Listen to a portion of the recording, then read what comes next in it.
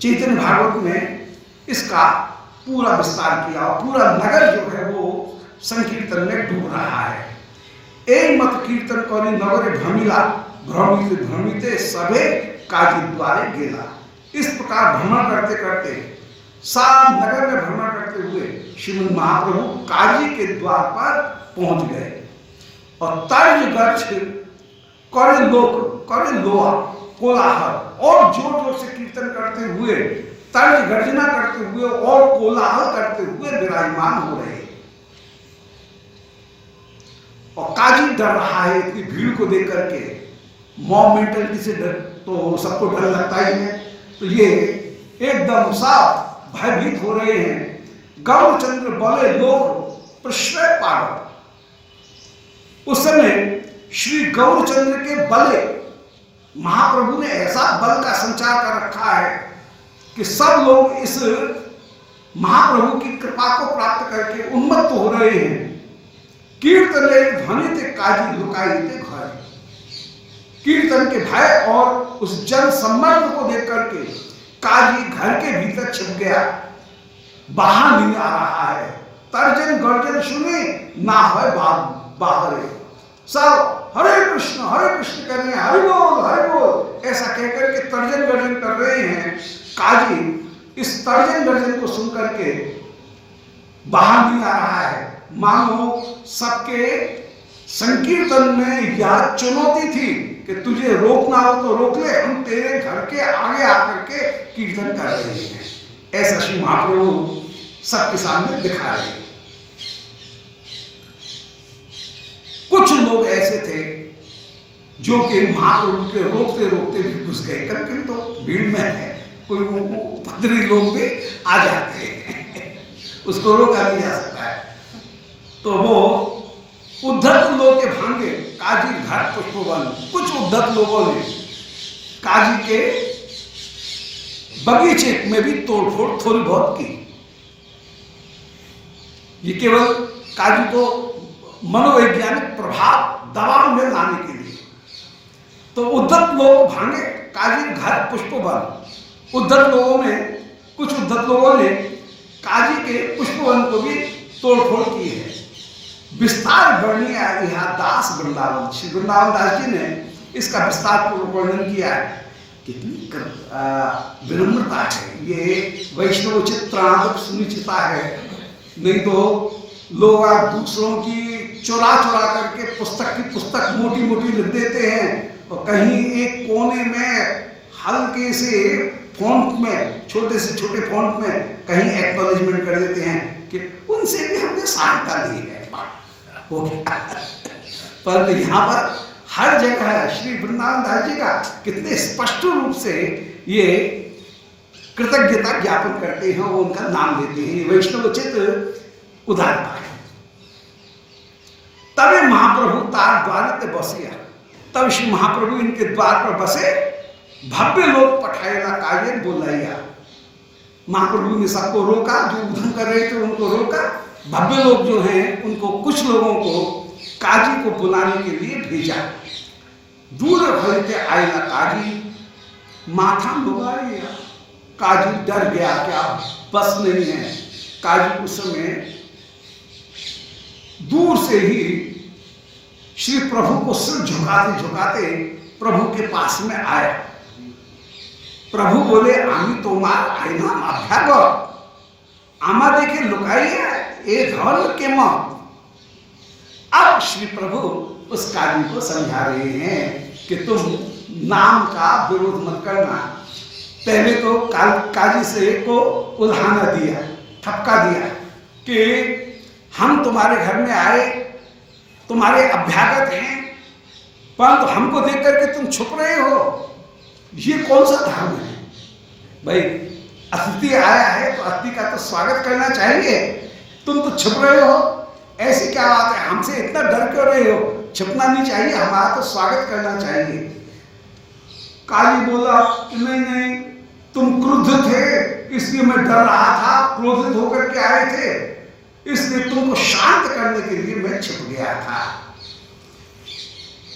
अब काजी कह रहा है कि तोमा शांत कराई कि रही लुकाई। तुमको शांत करने के लिए ही मैं छिप करके रहा था, अभी तुम ही शांत होइले आसी मिलनाम।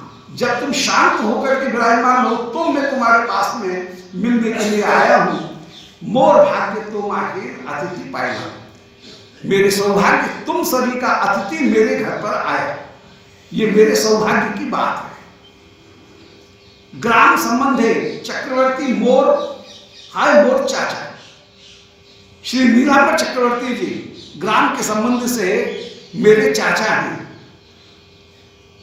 इसलिए देह संबंध ग्राम संबंध से छोटा है। ग्राम का संबंध बड़ा होता है, देह का संबंध छोटा है। देव संबंध है, ग्राम संबंध साचा। गांव का संबंध साचा है, देह का संबंध छोटा होता है। नीलांबर चक्रवर्ती हाय तोमार नाना, नीलांबर चक्रवर्ती तुम्हारे नाना है। से संबंधे हो तुम्हें अमार भागिना, इस संबंध से तुम भी मेरे भांजे हुए, तुम मेरे भांजे ही हुए। भागना क्रोध मामा अवश्य सहे, तुम गुस्सा करो तो कर लो, भांजे का क्रोध तो मामा सहन कर ही लेता है। से संबंध है तुम्हारा अमार भागना, तुम संबंध हुए मातुल अपराध भागना ना लय। मामा कभी भी भांजे के अपराध को नहीं मानता है। एक माँ कितनी प्यारी हो और यहाँ माँ स्क्वायर हो जाए मामा, तब तो क्या एक माँ का प्रेम कितना होता है, तो मामा तो कभी भांजे का अपराध लेगा ही नहीं, इसलिए मैं काय को तुम्हारा अपराध लूंगा।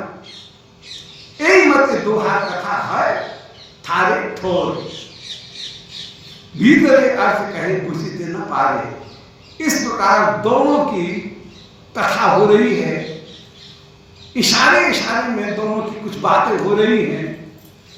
काजी के भीतर के भावों को उस समय मानो काजी मन ही मन में प्रार्थना कर रहा है। ये जो कहना है कि मेरे अपराध को मत गिनना, ये उसका भाव उसी ओर है कि मैंने कल जो संकीर्तन में जाकर के सब बाधा डाली और जो मृदंग को फोड़ा, मेरे इस अपराध को तुम क्षमा कर दो। और ये क्षमा इतनी बड़ी वस्तु है कि इस क्षमा के द्वारा श्रीमद् महाप्रभु ने काजी को भी क्षमा किया। और काजी ने उस समय श्रीमद् महाप्रभु की वंदना की, महाप्रभु की वंदना करके महाप्रभु का बड़ा सुंदर संवाद हुआ है। अब यहाँ पर श्री महाप्रभु काजी को कहीं इस्लाम और वैदिक धर्म, इन दोनों की महिमा का स्थापन करें।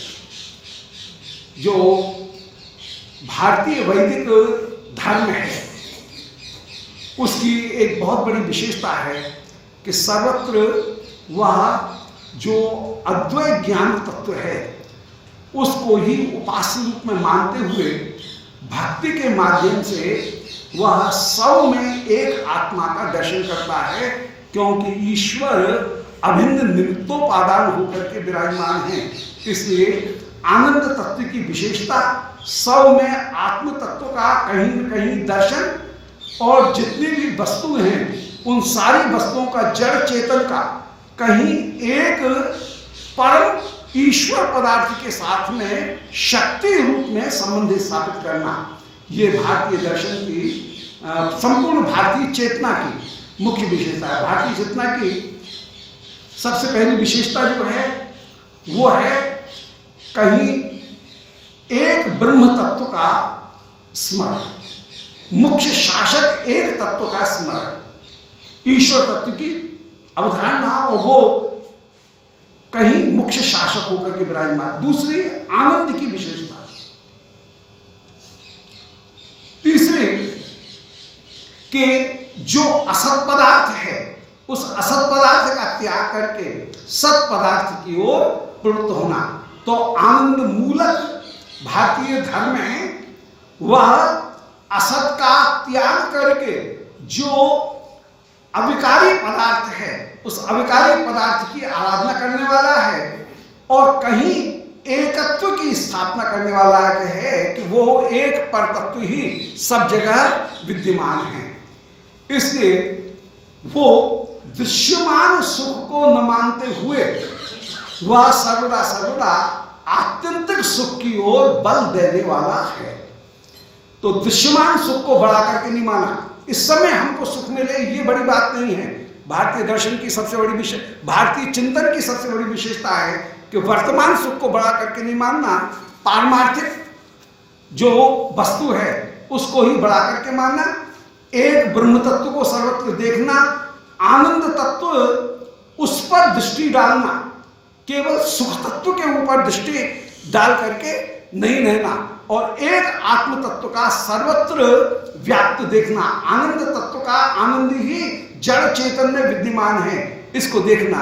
ये भारतीय चिंतन की ये चार मुख्य विशेषताएं, ब्रह्म तत्व, आनंद मूलक वस्तु का स्थापन, फिर वर्तमान का दर्शन न करते हुए, वर्तमान के ऊपर बल न दे करते हुए आत्यंतिक जो सुख है उस आत्यंतिक सुख का बल देना, और असत का त्याग करके सत को सर्वदा आदर प्रदान करना। इसलिए भारतीय जो साहित्य रहा वो साहित्य सर्वदा सर्वदा सुखांत नाटक ही भारत में लिखे गए। पुरानी नई की बात नहीं कर रहे हैं, वहां पर ट्रेजेडीज नहीं लिखी गई। जहां दुखांत नाटक है वो भी कहीं प्रसादांत को अंत में किसी अंतिम सुख उसकी ओर ही संकेत करने वाला हुआ। इसलिए नाटक की समाप्ति सर्वदा सर्वदा भारतीय साहित्य में सर्वदा आनंद में ही हुई। ये आनंद मूलक भारतीय दृष्टि है। बोलो श्री वृंदावन बिहारी लाल की, श्रीमद महाप्रभु ये ही भारतीय दृष्टि अब काजी को आगे समझाएंगे। गोविंद जय जय गोपाल जय जय गोविंद जय जय गोपाल जय जय श्री राधा रमण हरि गोविंद जय जय